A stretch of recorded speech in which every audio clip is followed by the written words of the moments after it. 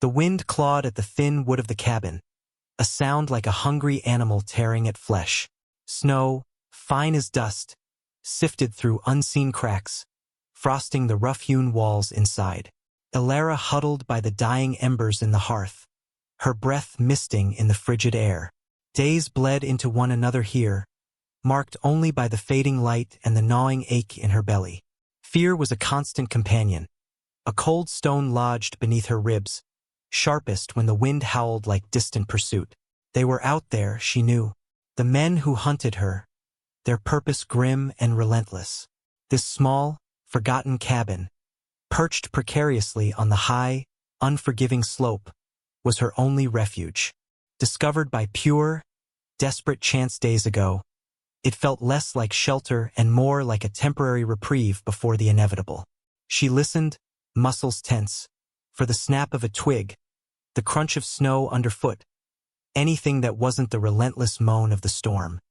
Her mind drifted back, unwanted images flickering behind her eyes, the sudden violence, the betrayal, the desperate flight through the biting cold, the weight of the small, hidden package clutched against her body. They wanted what she carried, what they believed was hers to give. But it was hers, earned through pain and sacrifice. She would not yield. Not yet. Resilience was a fragile thread, tested with every shiver, every pang of hunger, every wave of despair that threatened to drown her. Her body ached, bruised and weary from the journey, from the falls, from the constant tension. She hadn't seen another soul since she'd vanished into the white expanse of the mountains, only the tracks she'd left behind, hoping the wind erased them quickly enough. The isolation was a double-edged sword. It hid her, but it also amplified her vulnerability, her utter aloneness in a world that seemed determined to crush her. A sudden, distinct sound cut through the wind's cry, not a howl, but a measured thud. Then another. Footsteps? Her heart hammered against her ribs, a frantic drum against the silence of the cabin. She froze, every sense on high alert. They had found her. How? Had her trail not been hidden well enough? Had she been seen entering this remote place? Panic flared, sharp and blinding, threatening to consume her. She scrambled back into the deepest shadow of the cabin, pressing herself against the cold wall, straining to hear over her own ragged breathing. The sounds grew closer, deliberate, a heavy tread on the snow outside. Then the scrape of something against the door. It wasn't the impatient, violent splintering she had expected from her pursuers. It was slower, more hesitant. A single, firm knock echoed in the small space, impossibly loud. She stayed frozen, silent. Maybe they would think the cabin empty. Maybe they would move on. Another knock, more insistent this time. Then, a voice, low and rough with cold, but not the voices she dreaded. Hello? Anyone in there? A man's voice. Not one of them. But who? A trapper? A lone prospector? Or someone else? The silence stretched, thick with her held breath. The voice came again, closer to the door. Got a bad storm brewin'. Just check-in cabins. Ain't mayonine no harm, the hinges groaned, and the door creaked open a crack, letting in a blast of icy wind and a swirl of snow. Through the gap, she saw a man silhouetted against the white, large and broad-shouldered, wearing a heavy coat and hat, his face obscured by the brim and the weather. He pushed the door open wider, stepping inside, bringing the cold and the scent of pine and wet wool with him. He stopped just inside, letting his eyes adjust to the gloom. Elara stayed rooted in the shadows, a small, terrified animal cornered in its lair. He stood there for a long moment, scanning the small single room. His gaze swept past her hiding spot once, then returned. He didn't flinch, didn't call out a warning or a threat. His eyes, gray and steady beneath a weathered brow, met hers in the dim light.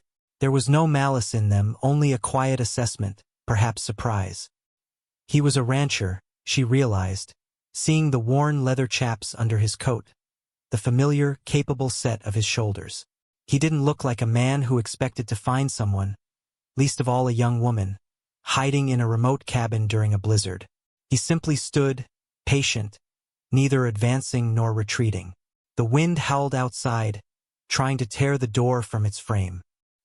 He reached out a large hand, closing it quietly but firmly, shutting out the storm and plunging the cabin back into deeper shadow, illuminated only by the faint glow of the embers. The silence returned, heavy and charged, broken only by the crackle of the dying fire and the sound of their shared, shaky breaths. The rancher, Silas, though Alara did not know his name then, moved with a quiet economy of motion. He didn't question her immediately, didn't demand explanations. Instead, he assessed the meager fire, added logs from a small stack he'd evidently brought, coaxing the flames back to life. He seemed to gauge the state of the cabin, the emptiness of the shelves, the desperate look in her eyes, all without speaking. It was a language she understood, a quiet observation that acknowledged her presence without prying. As the fire grew, casting flickering light on his weathered face, she saw a landscape etched by sun and wind, marked by a deep, almost weary solitude. His movements were deliberate, capable. He took off his heavy gloves, flexed his fingers. He didn't offer a smile, nor did he scowl. He simply was a solid, unexpected presence in her isolated terror. He finally spoke, his voice low and calm. "Snow'll keep falling for a while yet. No place to be outside." He didn't ask why she was outside, or why she was here alone, hidden away. He stated a fact, a simple truth of their shared, immediate reality. Alara swallowed, her throat dry and tight with fear and disuse.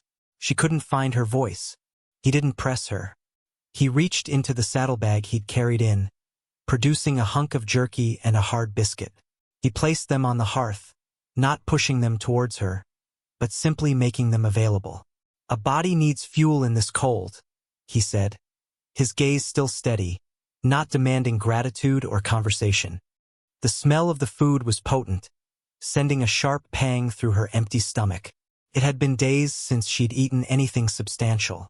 Hunger warred with suspicion. Why was he being kind? What did he want?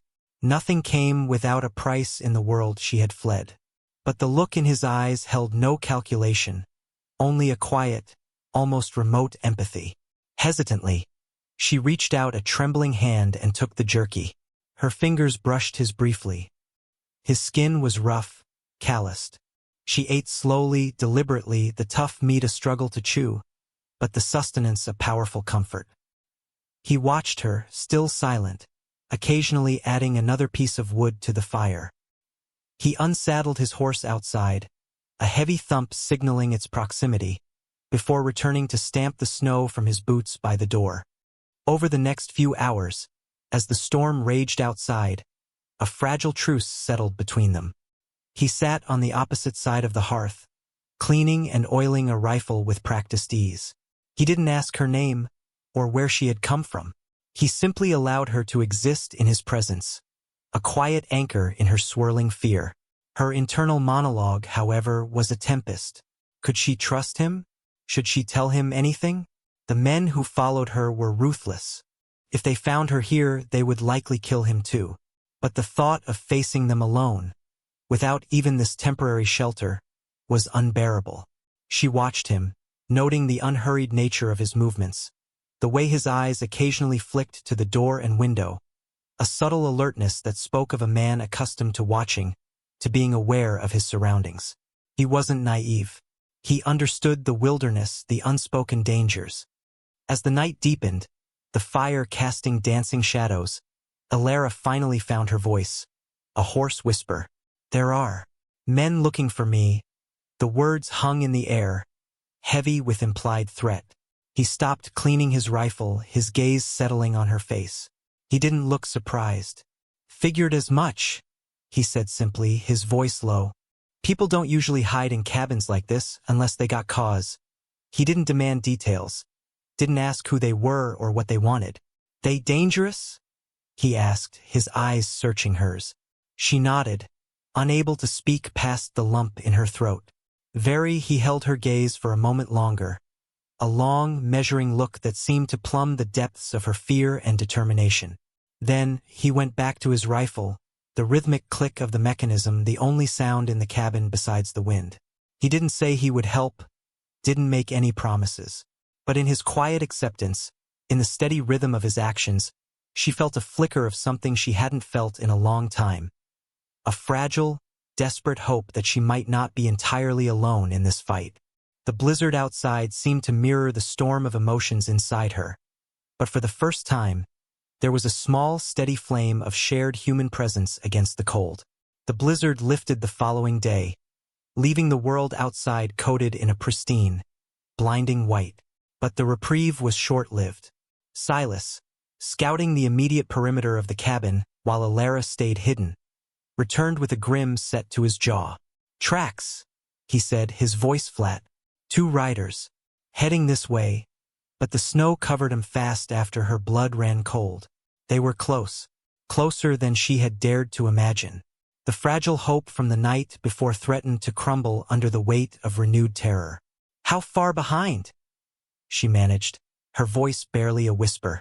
He shook his head. "Hard to say. Could be miles back, could be closer. The snow helps us hide, but it hides them too." The unspoken question hung heavy in the air. What now? She could try to flee again, vanish into the deep snow, but she was exhausted, and her pursuers were likely better equipped for the conditions. Staying meant putting Silas in danger. He seemed to read her thoughts. "Now," he said, his gaze sweeping the cabin. "We wait, and we prepare." He didn't ask if she wanted to stay, didn't debate the risk. His decision seemed already made, quiet and resolute. He checked the cabin's defenses, such as they were: a sturdy door, small, high windows easily boarded up. He showed Alara how to load the spare rifle he carried, his movements patient, his instructions minimal but clear. His presence wasn't overtly comforting, but his quiet capability instilled a sense of groundedness she desperately needed. He didn't speak of heroics, only practicalities. Conserving food, watching the trails, being ready. The hours that followed were a study in tension. Every creak of the cabin, every gust of wind rattling the window panes, sent a jolt of adrenaline through her. Silas seemed unaffected, or perhaps simply better at concealing it. He moved quietly, sat by the fire observing, his rifle always within reach. He asked her name eventually, a simple question amidst the silence. "Alara," she replied, the sound unfamiliar on her tongue. He nodded. He didn't offer his own name, and she didn't ask. It felt unnecessary. They were defined by the immediate situation, bound by the shared threat. She found herself watching him, studying the lines of his face, the quiet strength in his hands. He was a man of the wilderness, comfortable in its silence and its dangers. He didn't pry, didn't push her to reveal more than she was ready to. He simply provided a refuge, a bulwark against the storm both outside and within her. As the day wore on, the quiet was punctuated only by the settling of the cabin and the distant calls of unseen birds. The anticipation was a physical weight in the air. Alara practiced with the rifle, the weight of it heavy but reassuring in her hands. She felt a change happening within her, a hardening of resolve that went beyond mere survival instinct. She was tired of running, tired of being afraid. The object she protected, hidden carefully within her layers of clothing, felt not just like a burden, but a symbol of her defiance. It represented a life stolen, a future denied. She would not let them take it, not after everything. Late afternoon cast long, cold shadows. Silas was by the front window, peering out towards the faint trail leading up the slope. Suddenly, his body tensed. He turned, his eyes meeting hers, the quiet vigilance replaced by a sharp, immediate alertness. "They're here," he said, his voice low, barely audible. Her heart leaped into her throat. There was no time for fear now, only action. She gripped the rifle, her knuckles white. He nodded towards the back window. "Stay low. Don't show yourself unless you have to." He didn't tell her to run. Didn't tell her it was hopeless. He gave her a task, a position. In that moment, their unspoken partnership solidified. The men who had hunted her relentlessly had finally caught up. The cabin, her sanctuary, was about to become a battleground. She moved quietly to the back window, peering out through a gap in the makeshift boarding, her breath steadying, a cold, hard resolve settling over her. They were here and she was ready. The confrontation was swift and brutal. Two figures emerged from the trees bordering the small clearing, their faces grim and set with purpose. They were the men she feared, the ones she had fled. They approached the cabin cautiously, guns drawn. Silas was already positioned by the front door, rifle ready, a silent sentinel. Alara was at the back, the spare rifle heavy in her hands, covering the rear approach and the second man. There was no parley, no shouted demands. The moment one of the men raised his rifle towards the cabin door, Silas acted. A single, sharp crack echoed in the clearing, impossibly loud. The first man crumpled to the snow. The second man, startled but reacting instantly, ducked behind a large pine tree. He was closer to Alara's side of the cabin. She could hear his movements, the scraping of bark, the heavy breathing. He called out, his voice harsh, "Ethan, you in there? Give her up. It ain't worth it." He called Silas by name, so they knew him or knew of him. It explained his caution, perhaps, his willingness to get involved. He wasn't just a random rancher, he was Ethan. Alara didn't respond. Her focus was entirely on the tree, waiting for the man to make his move. He fired at the cabin, the bullet splintering the wood near the front door. Ethan returned fire, keeping him pinned. The stalemate couldn't last. The second man, seeing his partner down, made a desperate dash, not towards the cabin, but trying to flank it, heading for the less exposed side. As he broke cover, Alara had a clear shot. She hesitated for a split second, her finger on the trigger. She had never taken a life. The thought was terrifying, a chasm opening before her. But then she remembered why she was running, what these men represented, what they had already taken. She saw the greed in his eyes, the ruthlessness etched onto his face even at this distance. And she fired. The shot was true. The man stumbled, cried out, and fell into the snow. Silence descended, thick and heavy, broken only by the whimpering of the fallen man by the tree, which quickly faded. The wind picked up again, swirling the snow, already beginning to shroud the scene. Ethan came from the front of the cabin, moving with the same quiet efficiency he always displayed. He checked the men, a brief, unsentimental confirmation. He didn't look at Alara with judgment or surprise, only a steady, understanding gaze that acknowledged what had just happened, what she had been forced to do. The world outside was stained with violence, but inside the cabin, the fire still burned, a small pocket of warmth and quiet endurance. The aftermath was subdued. They dealt with the bodies, the grim necessity handled with silent efficiency. It was done. The immediate threat was neutralized. But the silence that fell between them afterwards was different. The shared ordeal had forged an undeniable, if unspoken, bond. Alara felt changed. The constant, crippling fear had receded, replaced by a weary sorrow, but also a newfound sense of her own strength, a grim understanding of what she was capable of when pushed. She looked at Ethan, at the stoic lines of his face, the quiet strength in his bearing. He hadn't saved her in a grand, sweeping gesture, but in small, deliberate actions. The fire, the food, the rifle, the simple, unwavering presence.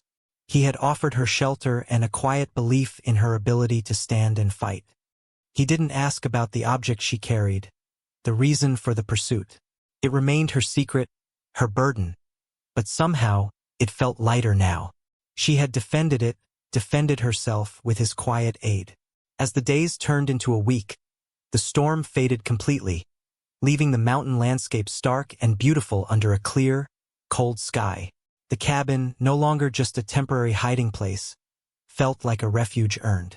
They didn't speak much, their connection existing in the shared tasks of survival, fetching water, gathering wood, watching the trails out of habit. Dialogue remained sparse, but the silences were comfortable, filled with mutual respect and a quiet understanding that transcended words. Alara knew she couldn't stay forever. She had a path ahead of her, a journey she needed to complete alone. But this interlude, this unexpected sanctuary and the quiet strength of the man who offered it, had given her something vital.